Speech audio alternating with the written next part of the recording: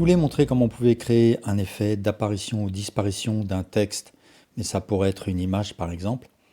Et dans un tutoriel précédent, j'ai montré comment on pouvait créer quelque chose de similaire avec le node holdout. Mais là, on va passer par une solution encore plus simple, par le matériau de l'objet. Alors je vais commencer par supprimer mon cube et à la place, je vais créer un texte. Et je fais un clic droit Convert to Mesh. En mode Edit, je vais simplifier un petit peu mon mesh, même si ça n'a pas beaucoup d'importance. Je presse X, Limited Dissolve. Et ensuite, je fais une rotation sur X, donc RX90.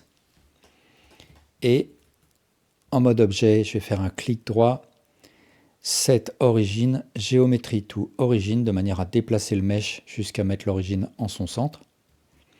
Et puis, je vais un petit peu le relever comme ça. Et ici, dans la fenêtre Shader Editor, je clique sur New pour attribuer un matériau à mon objet. Je vais passer en mode Material Preview pour voir le matériau. Je vais supprimer le Principal BSDF et à la place, je vais créer un shader émission. Je vais choisir une couleur orange par exemple. Je vais créer un shader Mix Shader pour mixer cette émission avec un shader transparent.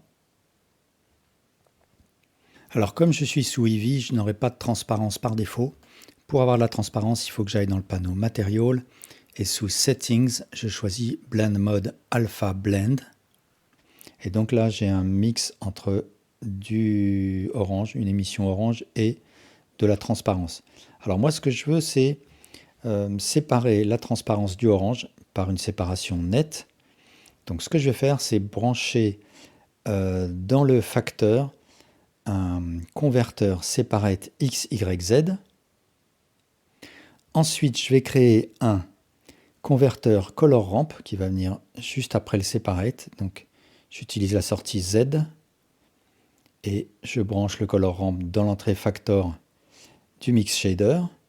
Donc, la sortie Z du separate XYZ va me permettre de projeter sur mon objet un dégradé sur son axe Z. Et je vais brancher dans le separate XYZ un input texture coordinate. Je vais utiliser la sortie objet du texture coordinate.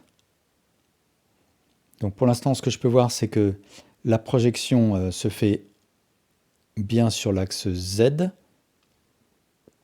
Ce que je veux, c'est une séparation nette. Donc ici, au lieu de choisir linéaire, je vais choisir constant. Et pour varier la position de la limite, là, je vais créer un empty sphere, par exemple.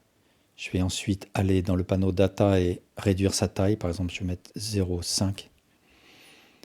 Et je vais, dans le panneau Texture Coordinate, définir comme référence mon empty. Et donc, ça va être en fonction de la position de mon empty que la séparation entre la transparence et l'émission va se projeter sur mon objet. Alors, ce que je veux, c'est l'inverse, c'est le orange qui viendrait en haut et la transparence en bas. Donc, ce que je peux faire, c'est inverser les couleurs de mon color ramp. Donc, je clique sur la petite flèche là et je choisis Flip Color Ramp. Mais il faut que je rabatte l'aiguille noire comme ça.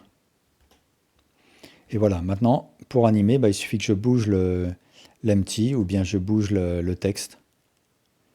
Et j'ai mon texte qui apparaît progressivement. Alors une autre méthode complètement différente, ça pourrait être d'utiliser le holdout.